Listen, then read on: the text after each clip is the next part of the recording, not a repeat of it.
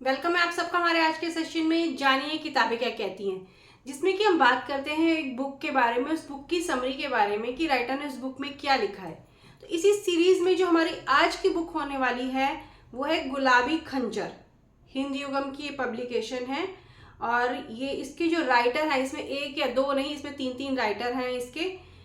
दिलीप पांडे जी और चंचल शर्मा जी और रोहित सकुनिया जी। ये जैसे ये आप देख सकते हैं, ये बुक है, इस तरह से ये बुक है।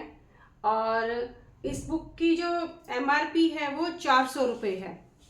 और ये बुक आप देख सकते हैं, ये थोड़ी सी मोटी है, इसमें 300 साढ़े 300 के करीब, इसमें पूरे 350 पेजेस हैं। और ये बुक जो है ये अभी जनवरी में ही लॉन्च हुई थी और मेरे को ये लेने का बहुत ज़्यादा क्रेज हो रहा था। जैसे कि नाम से ही लग रहा है ना कि गुलाबी खंजर की इसमें क्या होगा। जैसे इसका आप कवर पेज देख सकते हैं, कितना अट्रैक्टिव सा बना हुआ है। और ये फिर मैं बुक फेयर से बुक लेकर आई। जब मैं अभी बुक फेयर लगा था, वर्ल्ड बुक फेयर दिल्ली में, तो मैं वहाँ से लेकर आई। और ये यहाँ पर लिखा है, ये अमेजोन पे ना बेस्ट सेलर है, यहाँ आप देख सकते हैं।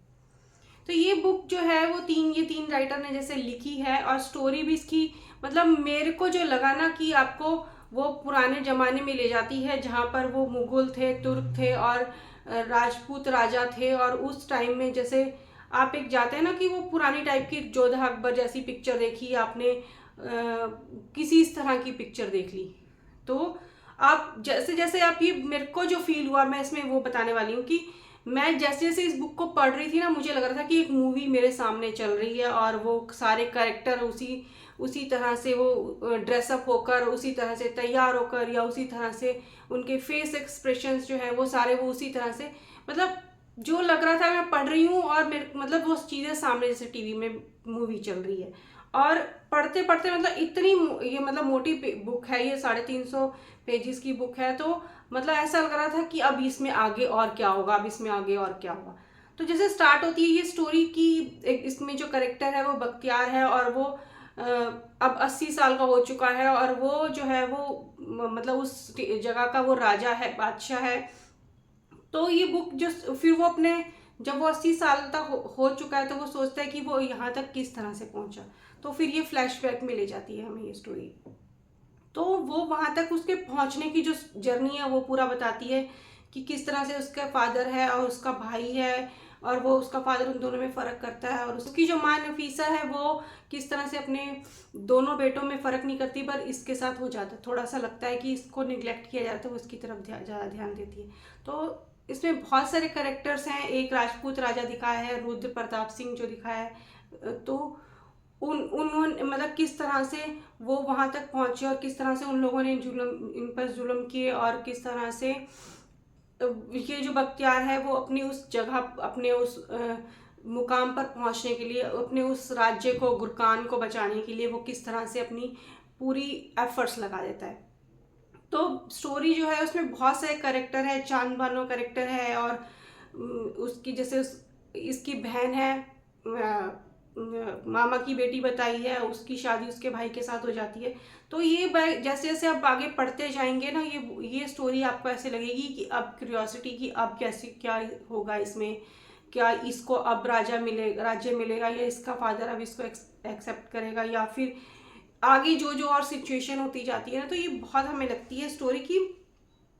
फिर धीरे धीरे मतलब काफ़ी आगे तक बढ़ने के बाद फिर वहाँ एक नया कैरेक्टर आता है, जैसे कि अभी मैंने बात करी रुद्र प्रताप सिंह।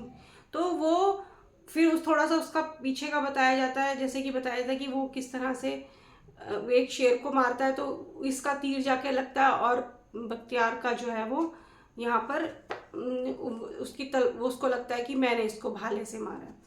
तो वो एक, जब एक दोनों वो मिलते हैं तो उन लोगों को लगता है कि पता नहीं हम दोनों के बीच में क्या कनेक्शन है। तो दूसरी तरफ जो रुद्र प्रताप सिंह है, उसके फादर चाहते हैं कि ये अब उनके हाथ में ना लगे, ना मिल पाए। तो वो उसको एक अलग स्टेट दे देते हैं कि तुम यहाँ राज करो, तुम यहाँ बिजी रहो। बट फिर भी उसके दिल में एक रहता है कि नहीं, मैं किसी तरह से मैं देखूं कि वो, मैं उसको क्यों छोड़ दूं जिसने हमारे ऊपर इतने अत्याचार किए थे। तो वो बहुत कुछ दिखाया है कि किस तरह से उस टाइम के जो लोग थे वो किस तरह से अत्याचार करते थे, या फिर वो किस तरह से अपने शासन को बढ़ाते जाते थे। और साथ में एक फैमिली का, पूरा एक फैमिली का ड्रामा टाइप दिखाया है, बताया गया है कि किस तरह से एक फैमिली में या फिर एक उसमें जनरेशन में कि किस तरह से एक जो नहीं नाकाबिल बेटा है उसको राजा सोचता है कि मैं इसको अपना उत्तराधिकारी बनाऊं, इसको आगे का सुल्तान बनाऊं, बट जो असलियत में जिसमें काबिलियत होती है वो उसको पसंद नहीं कर रहा होता है और वो नहीं बनाना चाहता उसको।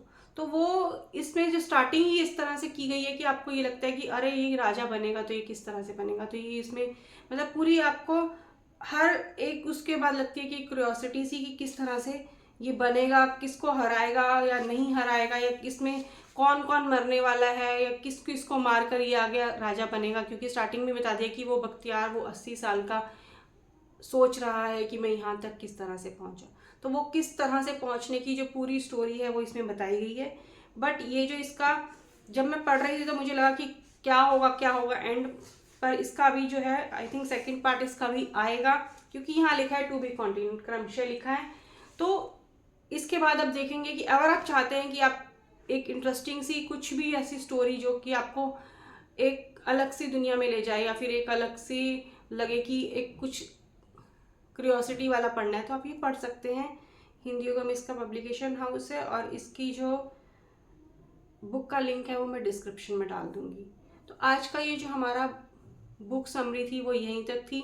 मिलते हैं नेक्स्ट टाइम किसी और बुक हॉल के साथ या फिर किसी और तरह की बुक वीडियो के साथ या फिर किसी और समरी के साथ। तब तक thank you for watching this video and enjoy today.